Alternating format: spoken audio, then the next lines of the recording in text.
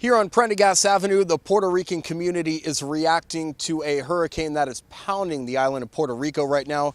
Hurricane Maria is terrorizing that island. Mike Maldonado, a homeowner here on Prendergast Avenue, is worried about his 12 brothers and sisters. But I don't got communication now.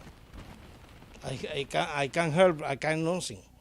When you try to call, what happens? Is it a fast, busy signal? No signal. No signal at all. My family got a good house. Have you been through a hurricane yourself? Yeah, in Puerto Rico, yeah.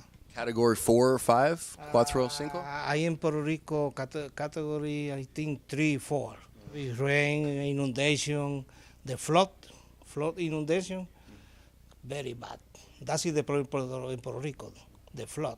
It destroy the house, the electric wire, pero the life is okay. Puerto Rico, the people got a nice house. I say I'm sorry. I want everyone to stay alive. Chief forecaster Dakota Hunter is weighing in on Hurricane Maria and its significance. Dakota says it is absolutely hammering Puerto Rico right now. Yeah, it is, Ryan, and the devastation coming out of Puerto Rico is absolutely heartbreaking. I was actually checking my Twitter feed earlier, and a mayor in Puerto Rico had said that the entire island is without power, and about 90% of the entire population has no drinking water. And I also seen another tweet on my Twitter feed from another official in Puerto Rico saying that it could take months before the entire power grid is restored. It is a very serious situation. And I wanted to show this because I showed this during News Now this morning, that this is the last radar image we have of Maria. This was at 5:50 this morning.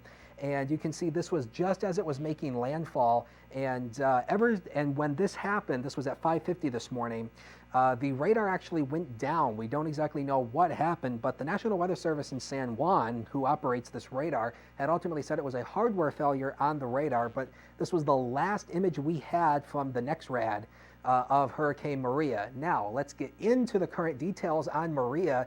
It has weakened a little bit. It's down to a Category 4 storm.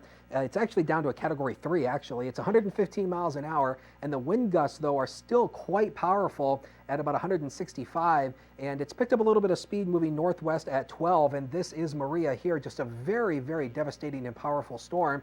Now, here is the official forecast track from the National Hurricane Center, and this is where Maria is going. After it exits Puerto Rico, it's going to come up through the Atlantic, and it should regain strength into a Category 4, and then it's going to come up toward the Bahamas toward the end of the week, but it should stay away from the Bahamas, and then it comes up into the Atlantic, and it ultimately starts to weaken off again. It goes back down to a Category 2 by Monday morning. However, this could become a U.S. threat. We will have to keep our eyes on that, or at least a U.S. East Coast threat.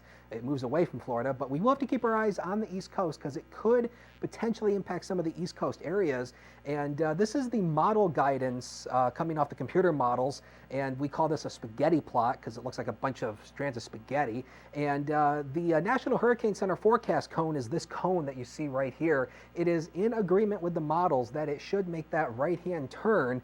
Then after that, it's still a little uncertainty as to where this could ultimately go, but we will keep our eyes on it for the remainder of the week. And again, all of our thoughts and prayers here at WNY News Now go to everybody who's being affected by Puerto Rico. The devastation is horrible, and we just hope that things get better down there real soon. Back to you, Ryan.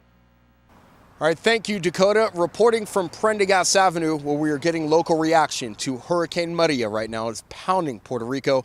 I'm Ryan Hedrick, WNY News Now.